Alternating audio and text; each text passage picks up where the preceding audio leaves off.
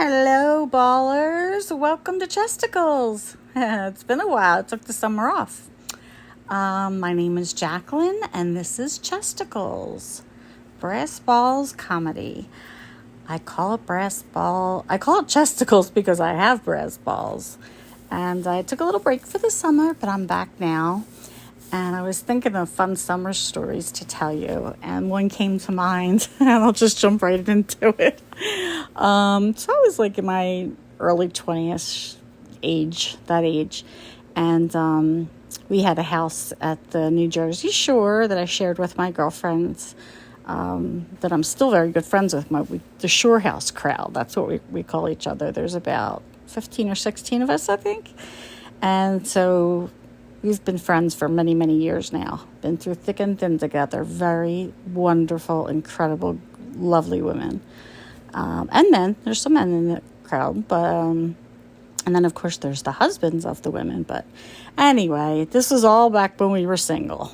Way back when. BM, before marriage.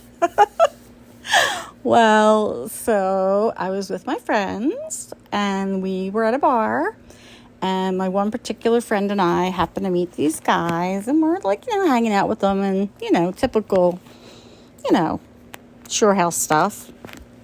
And then we said, we'll come back to our house, which is so great about the shore when you're in a group with a bunch of people. Because, I would never, have a date come back to my house like a stranger I just met. You know what I mean? But, when you're at a shore house, it's totally different because, everybody's there and you just don't have to worry about anything. It's just a totally different world. So this is probably, I'm going to say early 90s. And so my friend and I are at the bar. We meet these two guys. She likes one. I like the other. We invite them back to our house. We're drinking. Now my guy was probably, I don't know, maybe if I was 24, he might have been 20, or maybe I was a little bit older, but I don't think he was in college for sure. So he definitely was that age, but he was younger than me, but I didn't care. Like I always say, age and weight are just numbers that I pay no attention to. Anyway, so we're having a couple more drinks at our house. And then my friend says, we were in Avalon, New Jersey, and my friend says to me, hey, let's go to the Stone Bar.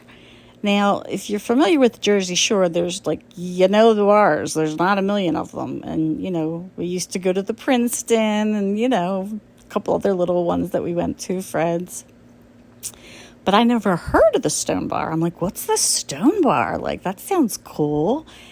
And she's like, oh, yeah, the Stone Bar. Basically, if I remember correctly, it was somebody's shore house every year. I guess they owned it, and they would just keep their garage open all night, and you could go there and drink, even if you didn't know them. I don't remember because, as you'll hear in the story, I never made it there. So I'm a grown woman, I'm a grown adult, and I'll call him my date.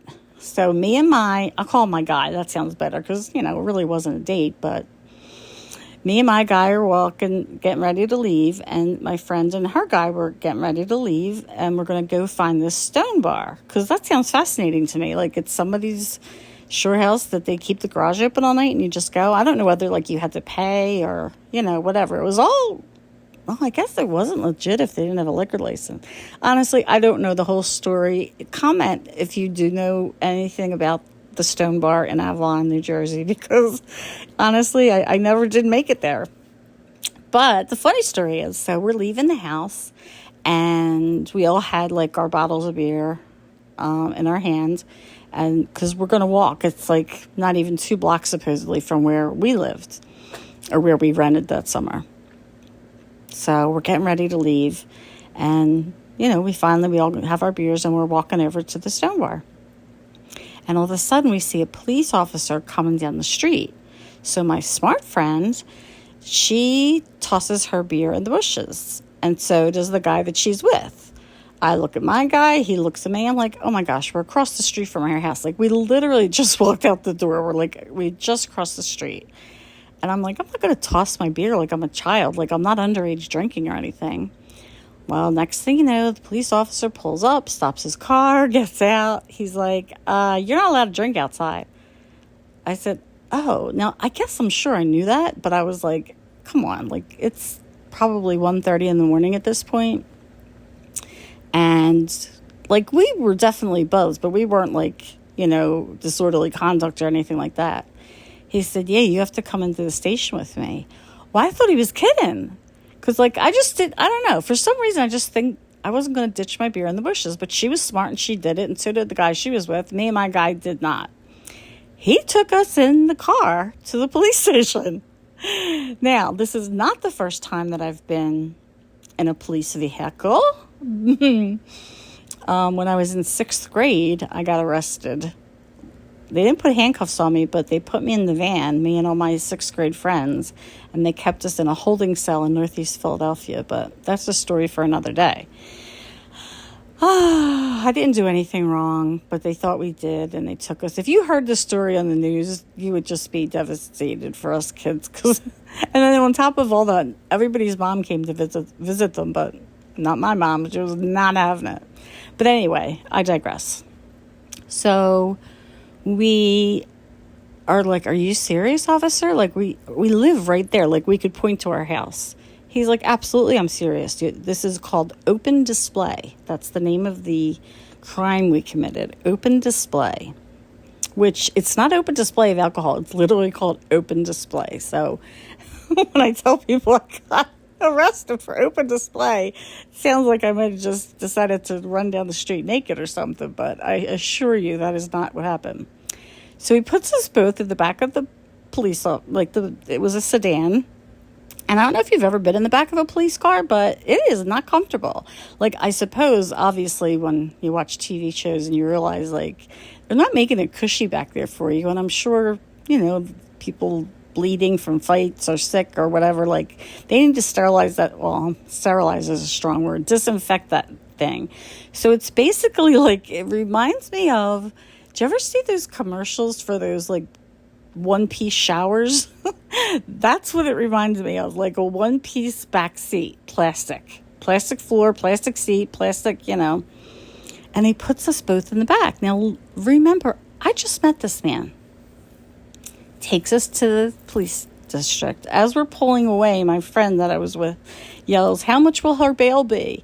And he goes, oh, I don't know. I'm going to go down. We're going to see, I'm like, oh my God, bail. Like, I know I talk a good game, and my mouth has got me in trouble quite a few times, but I have no record. I'm a good kid. I just have, a little bit of a big mouth. So anyway, we get to the police station, and he puts us in the same room, and he gives us each a form to fill out, all of our information. Now, this is embarrassing because now it's very bright in this police station, and this particular room was very bright. Reminds me of those old movies where they shine the light in your eyes, and they're like, where were you on the night of? I don't know what the bright lights were for, but it was bright.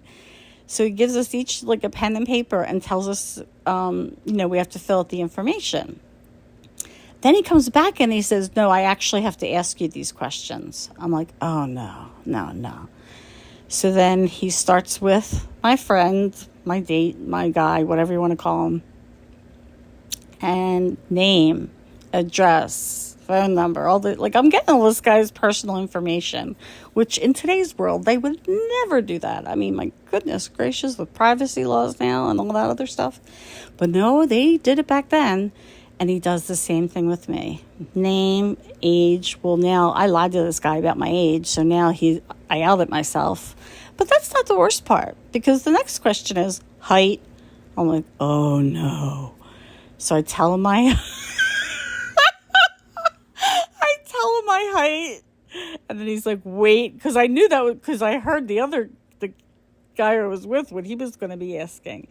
How humiliating, because my height weight comparison, in all honesty, looking back when I see pictures back then, I'm like, it wasn't as bad as I thought it was, but like at the end of that age, you just always feel so much bigger than you really are. But I was clearly, a little overweight, so I had to give my weight. Oh my gosh, I was so humiliated.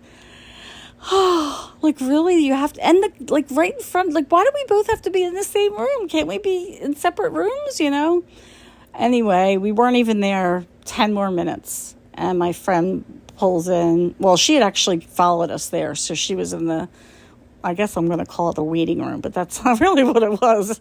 The front of the house, the front of the police house. And they just let us go, and she drove us back home. And I got a $50 ticket for open display. But yeah, height and weight. Like when you're that age, like, you're just so insecure about your body and all that, and, oh my God, it was so humiliating. But she drove us back to our house because she still had her guy with her. She drove us back to our house, and we ended up staying up all night and partying with them. And it was just like a little glitch in the night, but it was certainly, it was one for the memory books. Never saw him again. Don't remember his name. If I tripped over him right now, and I'm sure, he's the same. But it was a fun night, That's how the Shore House kind of was. But, yep. Thought I was going to be mature and not throw my beer in because what would have happened. If I threw my beer in the bushes, then it would have been littering, and I would have gotten arrested for that. So, but no, her and her guys, nothing happened to them. But me, yeah, right in the back of that police car. Good times. I loved Avalon. We were mostly in Sea Isle. I think only 2 years, if I remember correctly, did we have a house in Avalon. We were almost always in Sea Isle. But anyway, welcome back. I hope you guys all had a wonderful summer. If anybody knows about that stone bar, let me know in the comments, like the details of it, because like I'm going back, like I said, this is probably early to mid 90s.